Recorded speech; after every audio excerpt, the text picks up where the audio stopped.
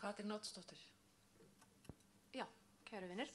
Ég held að þetta sé fín tillaga sem kom inn í byrjun fundar að við byrjum og einhvern veginn verðum að byrja og ekkert fullkomið og ekkert heldur óaðfinnanlegt. Þannig að ég held að þetta sé bara spurningum að bretta upp ermar og byrjar.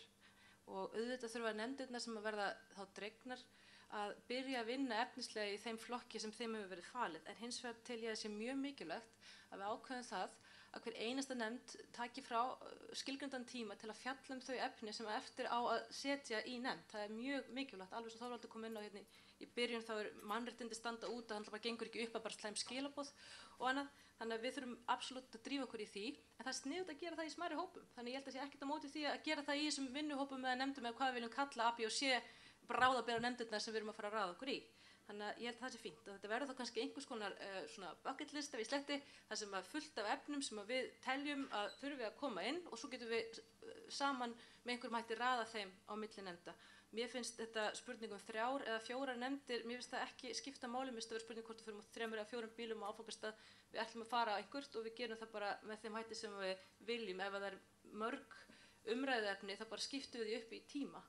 Og svo getur fólk fært sig milli nefnda og svo framvegis. Þannig að ég held að eyða of miklu tíma í það, held ég þessi tímaeyðsla með allri virðingu fyrir skil samt hvert sá sem vakti máli þessu var að fara með því.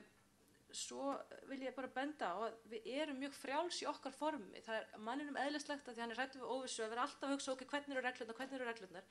Við getum alltaf stoppað og endurskilgreint hvernig við viljum vinna, hvað við viljum gera. Þú veist, við erum frjáls í grunninn. Það mjög mikilvægt. Við þurfum ekki að vera hrædd við það að taka ákvarðanir því það eru engar rangar ákvarðanir. Ef einhver ákvarðun reynist slæm þá bara breytum við henni. Þannig að við skulum frekar vera duglega að taka ákvarðanir og kýla þetta í gang, eins og Þórhildur var að segja. Vegna þess að Ari talaði markmið með breytingum og maður þurfti að hugsa það þegar maður væri að breyta hvert væri markmið með breytingum. Ég tek hjartanlega undir það og vil í samhengi við það benda á það sem ég sendi ykkur nú í skeyti einhvern tímann á síðustu dögum, sem það að ég held við ætlum að fara að huga gildunum. Þau skipta gífurlegu máli og við ætlum að kannski að setja hérna gildi fram í byrjun stjórnarskrárinnar hvers vegna þessi stjórnarskrá sé sett, eins og gert við annars staðar og í báðum tillögunum að við skilst sem stjórnlaganefnd setti fram. Og þetta eitthvað sem getur sett fallegan tón og falleg skilaboð til þjóðarinnar og komið okkur í gang og komið okkur á sömu blaðsíðu. Þannig ég hvet okkur til að byrja að hugsa það, hvort sem í sitthvoru lagi eða í einhverjum hornum og kaffestofum. Að lokum vil ég bara rétt aðeins tala þetta með að draga í nefndir. Ég hrifin af því fyrirkomulagi. Ég held að það væri gott fyrirkomulag fyrir framtíðina líka. Ég held ekki endilega að það sé auðvelt að við veljum okkur í nefndir af því að það gæti komið upp svo staða að ákveðna nefndir væru til dæmis vinsælli heldur en aðrar og hvernig ætlum við þá að finna út úr því hver situr og hver ekki.